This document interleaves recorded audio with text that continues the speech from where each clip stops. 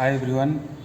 अभी हम आज थोड़ा डिस्कशन करेंगे जो नॉर्मली शोल्डर प्रेस करते हैं, भले ही वो बारबेल से हो या फिर डंबल से हो या फिर आपका मशीन से हो। उसमें एक्चुअली कभी कभी गलती होता है जिस वजह से लोगों को ना आहिस्ता आहिस्ता शोल्डर इंजरी या फिर शोल्डर में स्टिफनेस उस वजह से, या फिर कभी आपको शोल्डर में हल्का स्टिफनेस हो और आप चाहते हो अपनी शोल्डर ट्रेनिंग को करने के लिए ऐसा कौन सा पोजीशन होना चाहिए जिससे कि आप सेफ साइड रह के अपना ट्रेनिंग कर सकते हो। तो नॉर्मली अपने जब भी बेंच में करते होंगे सीटेड डंबल प्रेस या फिर सीटेड बारबेल प्रेस या फिर सीटेड आपका शोल्डर में मशीन प्रेस करते हो, तो ध्यान रखना सबसे पहले तो आपका जो बेंच का जो एंगल है पूरी तरह से 90 डिग्री मत करना, हल्का सा पीछे की तरफ रहता है। कुछ कुछ जिमों में कुछ फिटनेस सेंटर में शायद रहता होगा ये 90 डिग्री जो आपका बेंच का एंगल है। तो ध्यान रखिएगा हल्का सा स्लाइटली आपका बेंड रहेगा, ताकि कम से कम देखा जाए तो 70 to 85 डिग्री तक रखना, ताकि आपका जो बैक मसल में थोड़ी सी डिस्कम्फर्ट ना हो जब आप लिफ्टिंग करते हो। भले ही हल्की वेट में नहीं होती है, लेकिन जब के आखिरी सेकंड सेट और लास्ट सेट में कभी कभी डिस्कम्फर्ट होता है बिकॉज ऑफ उस एंगल की वजह से। और बहुत सारी अभी मैं थोड़ा सा डंबल से आपको करके बता देता हूँ कि कैसे कैसे लोग छोटी छोटी गलतियाँ करते हैं। बताने के लिए मैं हल्का वेट ले रहा हूँ, ठीक है। फॉर एग्जांपल मुझे डंबल प्रेस करना है, अभी मैं स्टैंडिंग पोजीशन में कर रहा हूँ ताकि आपको समझाने के लिए। लेकिन जब आप सिटिंग पोजीशन करते हो या फिर बारबेल से या डंबल से या फिर मशीन से, उसके हिसाब से आप उसके हिसाब से आपका एंगल रहेगा, ठीक है, जो आपका बॉडी का सिटिंग पोस्चर है। तो आपने कभी कभी देखा होगा लोगों को ना कुछ जब वो डंबल प्रेस करते हैं तो उनका हाथ इस तरह से वो लिफ्टिंग करते हैं, ठीक है। कुछ लोग सीधा रहता है। और मैं ज़्यादातर अगर आप सेफ साइड चलोगे, सेव करना चाहते हो, तो हमेशा ध्यान रखना हल्का सा इनवर्ट रहेगा आपका एल्बो, आपका शोल्डर जॉइंट, ताकि आप और जो आपका कुछ लोग डंबल भी करते हैं तो उनका जो ग्रिप रहता है ये लूज़ रखते हैं कुछ हद तक, ठीक है, ये फिंगर्स। और जो उनका डंबल रहता है ऐसे रहता है जब वो हैवी करते हैं।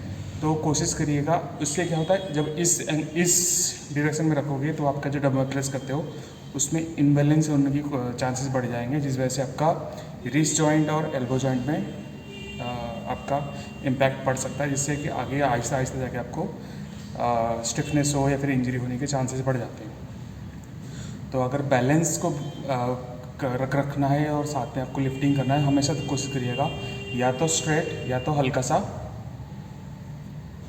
अंदर की तरफ आप उसको ट्विस्ट रखो, ताकि आपका ग्रिप और जो हमेशा फिंगर की हर एक फिंगर की ग्रिप सेम होना चाहिए। ऐसा नहीं कि आपने इस 3 फिंगर को ग्रिप अच्छा है और लास्ट 2 की फिंगर आपका ग्रिप अच्छा नहीं है। तो जब भी रहेगा और ये भी बताएगा, अभी भी मैंने बताया जैसे इसको हल्का सा अंदर की तरफ, तो उससे क्या होता है आपका जो एक्चुअल जो शोल्डर की एंगल है, शोल्डर जॉइंट की एंगल है 30 डिग्री अंदर की तरफ है।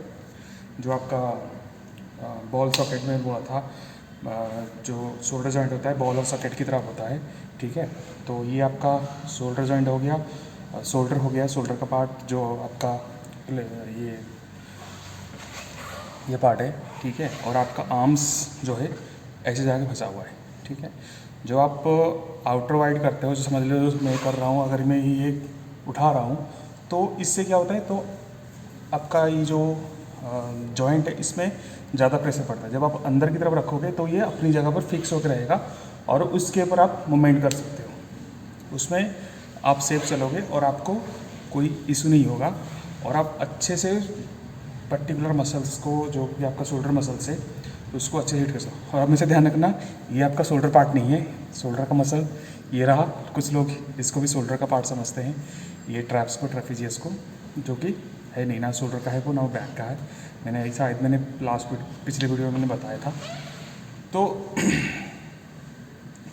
और जो हमेशा जब भी हम शोल्डर प्रेस करते हो, डंबल से हो या बारबेल से हो या मशीन से, तो मैंने हमेशा बोला है पूरी तरह से, कुछ लोग ऐसे भी करते उठाते हैं जो डंबल को हाथ उनका ऐसे रहता है कुछ जब वो लिफ्टिंग करते हैं। नॉर्मली बिगनर्स के लिए होता है, बिगनर्स करते हैं, जो एक्सपीरियंस हो जाते हैं वो समझ जाते हैं कि किस तरह से आपका पोजीशन होना चाहिए।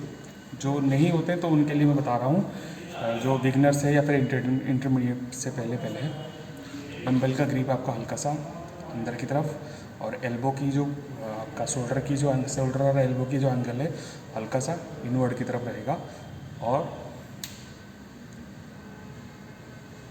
ये पोजीशन है, ध्यान रखना कम से कम जो आपका, लोग कहते हैं सर आप कितना डीप जा सकते हैं, तो कोशिश करिएगा डीप आपका ज़्यादा से ज़्यादा, कम से कम डीप आपका जो डंबल रहेगा कम से कम ईयर लेवल के पोजीशन में रहेगा, कम से कम, ठीक है।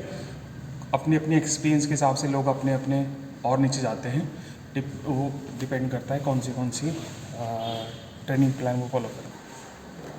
सो आई होप गाइस आपने समझ गया होगा, मतलब मेरा जो पॉइंट था कि डंबल का एंगल थोड़ा सा, ये आपका ग्रिप का एंगल हल्का सा अंदर की तरफ, और आपका जो शोल्डर जॉइंट का एंगल था हल्का सा ये भी अंदर की तरफ, ताकि आपका इनबैलेंस ना हो और आप स्टेबिलिटी के साथ अपना मूवमेंट कर सकते हो, जिससे कि आपको शोल्डर की मसल्स को अच्छे से फोकस कर सकते हो।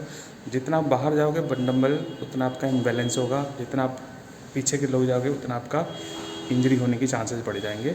तो इसलिए नॉर्मली जो स्पोर्ट्समैन होते हैं या फिर थोड़ा सा कुछ बहुत सारे लोगों का मैंने कॉम्प्लिकेशन सुना है, शोल्डर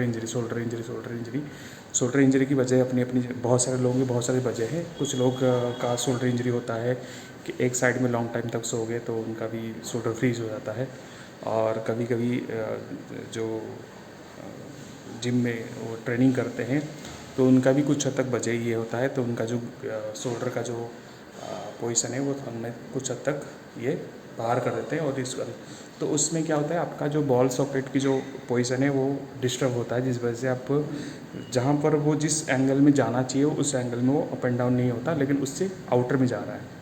तो इस वजह से जो अब क्या करता है, जो मसल फाइबर है जो उसको क्या करता है, वो बैलेंस बनाता है उसको अंदर रखने के लिए, और वो आप एक फोर्स दे रहे हो ऊपर उसको अपने ट्रेनिंग करने के लिए।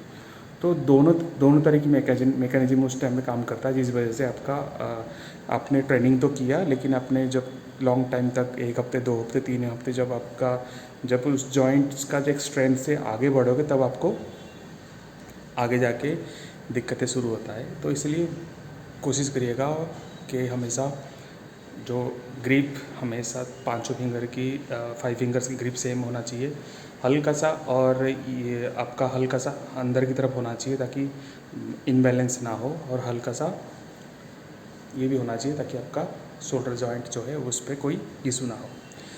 सो मैंने अपने अपने पॉइंट को बार बार रिपीट कर दिया है। अगर आपको अच्छी लगी होगी इस इन्फॉर्मेशन से तो please share, like and subscribe my channel. Thank you. फिर हमारे नेक्स्ट वीडियो मिलते हैं। Okay, thank you guys.